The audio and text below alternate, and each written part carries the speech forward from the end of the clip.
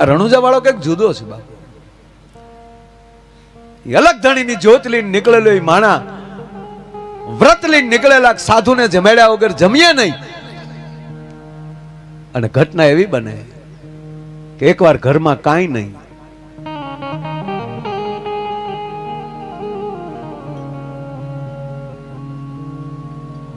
સાધુડા આવ્યા છે, પણ સાધુડો બીજો કોઈ નહોતો, અલગ ધણી પોતે હતા.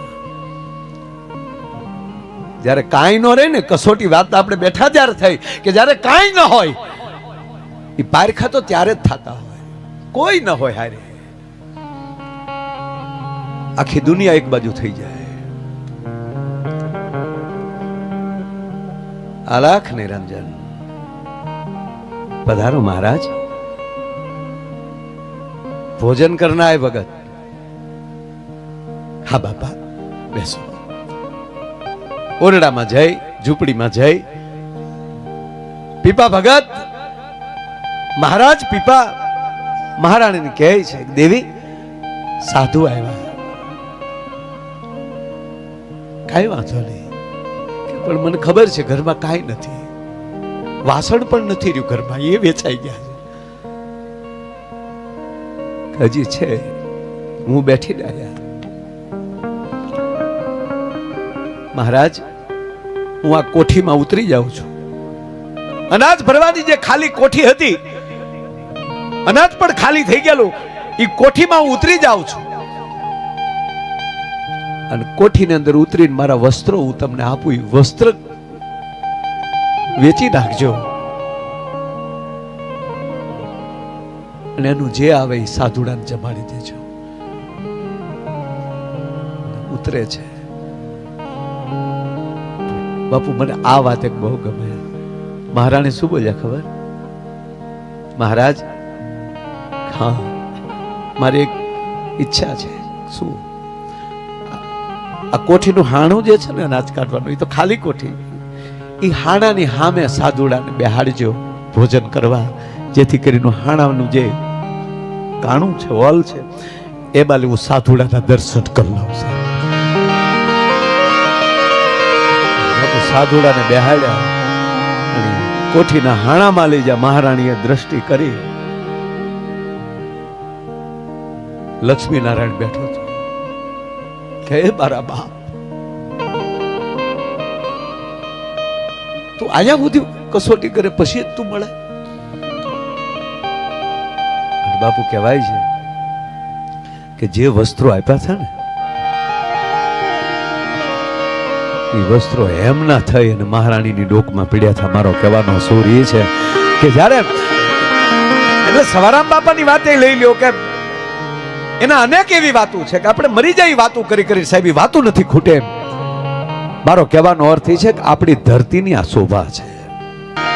બિલાડી હાથ ઘર ફેરવે ને ત્યારે બસાની આંખી ઉગડે, એમ આપણે બિલાડી કરતા વિશેષ જઈએ કે ઘણી જગ્યાએ ફરતા ફરતા જઈએ, આવા મહાપુરુષ મળી જાય ને ત્યારે આંખી ઉગડી જતી હોય. અને જ્યાં આપણે બાપુ જોયું છે કે બિલાડીની આ બસાની પછી જ્યાં આંખી ઉગડે એનું ઘર, જે આપણી આંખ ઉગાડી નાખે સાહેબ એ આપણું ઘર હોય છે. એ 100%ની વાત. બાકી તો આમ તો ઘણું ખરું બીજું હાલે છે બાપુ. એક જગ્યાએ મહાત્મા પધાર્યા અને ગામમાં દુકાળ, ગામમાં કાળ પડેલો, એટલે આવીને બાપુને પગે લાગે, અરે બાપુ हमारा खेत बधा सुकाई रहा है, हमारा बाजरा सुखाई जाता है बाबू. अच्छा कितने बीघा का है? કે बाबू हमारे पास तो 50 बीघा का बाजरा है, गांव में तो बीजा को है, तो बीजा का छोड़ो, तुम्हारी बात करो. कितना बीघा का है? कि बापू 50 बीघा का है. हाँ दक्षिणा दो. लो बापू 50,000. कोई बात नहीं, तेरे ऊपर कृपा शुरू हो गई है. सुबह देखना तेरा एकले का खेतर भीना हो जाएगा. तो बाबू 50,000 में हवा हवार ज्यू ने तो गाम जाग्यू ने तो आनु खेतर पी गेलू. बोलो. और पछी जे गाम दड़्यू, क्या बात है बापू, है कि क्या बात? अरे हिमालय से आए है. બહુ આગેથી આવે ને, પાછું બહુ આપણે ઓળખતા નહીં, ત્યાં બહુ ન જવું. અહીંયા તો આ પેઢીઓથી ઓળખીએ છીએ, એના પગ પકડવા. અજાણ્યામાં માથા ન મારવા. તા ઓલો બીજે દી બીજો બાપુ હમારા તો 20 વીઘા કા હે તો 20,000 રખ દો. તે બાપુ એને 20,000 રાખ્યા, બીજે દી 20 વીઘા પર લઈ ગયું પાછું. પછી તો બાપુ ગામને શ્રદ્ધા બેસી જાય ને, ક્યાં બાત હે. એક જણો બાપુ મેરા 10 વીઘા કા, કોઈ બાત નહીં, 10 વીઘા કા રખ દો, ગૂગલ पे कर दो.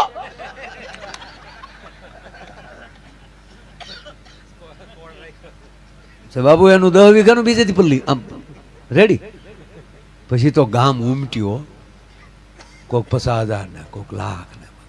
બાપુ મેરા 50 વીઘા, બીજો કે બાપુ મેરા 100 વીઘા. 15 શેલા બેઠા હતા, એ 15 શેલા ઊભા થઈ ગયા.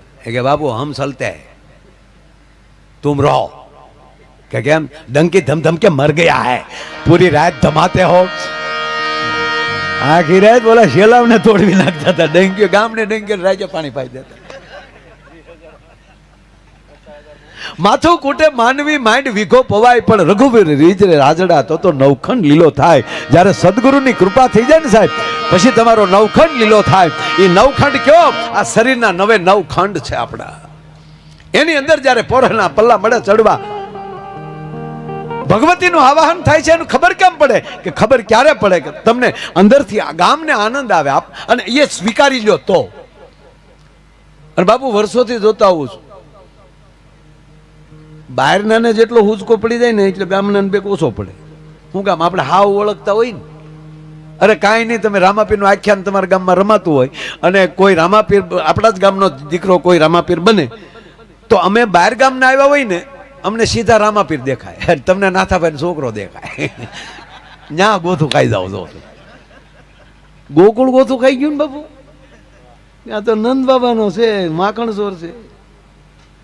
હશે કે નહીં હોય, હશે કે નહીં હોય. ત્યાં 11 વર્ષ 52 દી વયા ગયા. કંસને માર્યો ત્યારે ખબર પડી કે આ લે આ આપણી વચ્ચે રહેતો હતો. વિરાટ રૂપ અર્જુનને પણ દેખાડે છે અને વિરાટ રૂપ દુર્યોધનને પણ દેખાડે છે. વહટી લઈને ભગવાન કૃષ્ણ જાય હસ્તિનાપુરમાં. હે મહારાજ ધૃતરાષ્ટ્ર, હું શાંતિ દૂત બનીને આવ્યો છું. હું પાંડવોનો પક્ષ લઈને નથી આવ્યો, પણ મને ભરોસો છે. જો આ વાત ભગવાન કૃષ્ણ એમ કહે છે કે મને ભરોસો છે. આપણા સદગુરુને આપણી ઉપર ભરોસો હોવો જોઈએ કે મારા શિષ્ય ઉપર મને ભરોસો છે, હું જેમ કે એમ કરશે. આજ ભગવાન કૃષ્ણ કહે છે કે હે મહારાજ ધૃતરાષ્ટ્ર, હે દાદા ભીષ્મ, હે કૃપાચાર્ય, હે દ્રોણાચાર્ય. અને ભગવાન કૃષ્ણ બાપુ ત્યારે જે બોલે છે એ અદ્ભુત બોલે કે હે ધૃતરાષ્ટ્ર, હે મહારાજ, હે હસ્તિનાપુર નરેશ. સંસારની અંદર આવી ધર્મસભા, આવી રાજસભા કઈ જગ્યાએ હોય કે જે સભામાં દાદો ભીષ્મ બેઠા હોય, જે સભામાં કૃપાચાર્ય બેઠા હોય, જે સભામાં ગુરુ દ્રોણ બેઠા હોય, જે સભામાં કર્ણ બેઠા હોય. અને એ સભામાં આજ કૃષ્ણ તમારી પાસે આવીને ખોળો પાથરે છે કે આ સભાને મારે વિખેરવી નથી. અને મને પાંડવો ઉપર ભરોસો છે કે હું જે કહીશ એ સ્વીકારી લેશે. માટે એનું ઇન્દ્રપ્રસ્થ પાછું આપી ગયું અને દુર્યોધન ઊભો થઈ જાય. અને સમાજમાં યાદ રાખજો, જ્યારે જ્યારે પ્રજા કે અને એવું રાજાને કરવું પડે ત્યારે વિના ચાયચ્છ દુષ્કૃતાઓ. રાજા કે એમ પ્રજાને કરવાનું હોય, એને બદલે જ્યારે પ્રજા કે, દુર્યોધન કે અને ધૃતરાષ્ટ્રને કરવું પડે. દુર્યોધન વચ્ચે બોલે છે અને ત્યારે કૃષ્ણ કહે છે કે દુર્યોધન, હું રાજાને પૂછું છું, હસ્તિનાપુર નરેશને પૂછું છું, તને નથી પૂછતો. દાદા ભીષ્મને પૂછું છું. ત્યારે દુર્યોધન ફરીવાર બોલે છે કે એને શું ખબર પડે?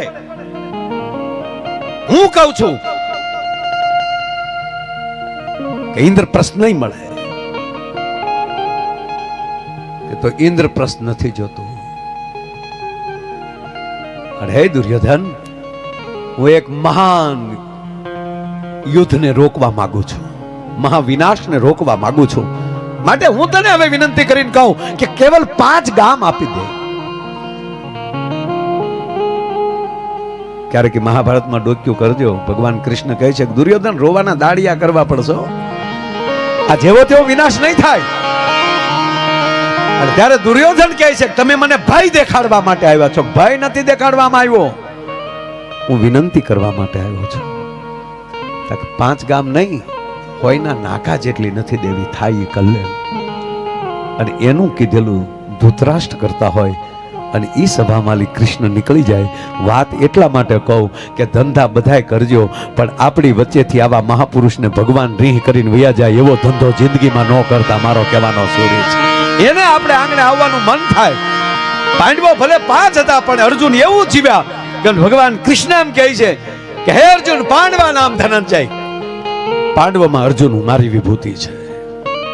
વૃક્ષમાં પીપળો, સિંહ પ્રાણીમાં સિંહ, છોડમાં તુલસી, પથ્થરમાં શાલિગ્રામ, જળચરમાં મગર. અને બાપુ દેવોએ ભગવાને જે જે પસંદ કર્યા ને એ પાછા માતાજીએ એના વાહન કર્યા.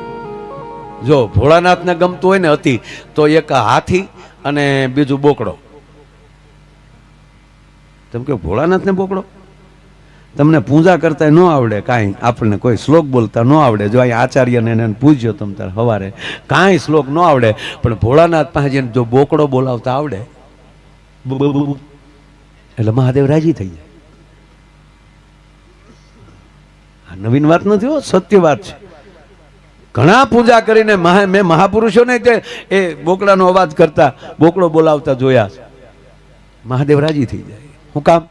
એના સસરા દક્ષનું જે દી મસ્તક, ગણપતિનું મસ્તક કાપ્યું ત્યારે હાથીનું મસ્તક લગાડ્યું, અને દક્ષનું જ્યારે મસ્તક કાપ્યું અને યજ્ઞ હજી અધૂરો હતો, યજ્ઞ પૂરો કરવાનો હતો અને દક્ષને સજીવન કર્યા, ત્યારે બકરાનું બોકડાનું મસ્તક એને ચડાવ્યું. અને મહાદેવે એ વાલો લાગ્યું ને ત્યારે પરાશક્તિ એ બોકડાનું વાહન બનાવ્યું. મહાદેવને ગમે છે. હા, ભગવાન કૃષ્ણ એમ કહે છે કે પ્રાણી જળસર પ્રાણીમાં મગર બસ હું છું, ખોડિયાર એ વાહન લીધું. હે અર્જુન, પ્રાણીમાં સિંહ હું છું, તો ભવાનીએ સિંહ એનું વાહન કર્યું. જે નારાયણને, જે મહાદેવને જે વસ્તુ ગમે છે એ શક્તિઓ એના વાહન બનાવ્યા છે.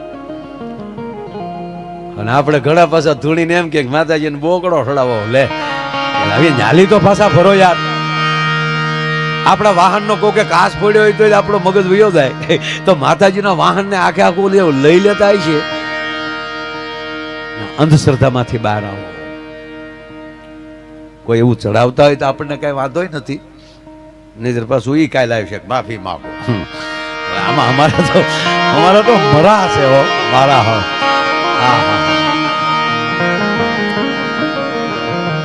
અમારે હકાબા ગઢવી કે મેં તો કે દરેકના 20-25 વિડિયા તૈયાર જ રાખ્યા. કોક કે માફી માંગો દીકરા, 80 નંબરનો વિડિયો આવવા દે. સમય છે નકારાત્મકતાનો. એટલે હું પ્રોગ્રામ બાપુ ચાલુ કરું ને ત્યારે હંમેશા આથી ચાલુ કરું.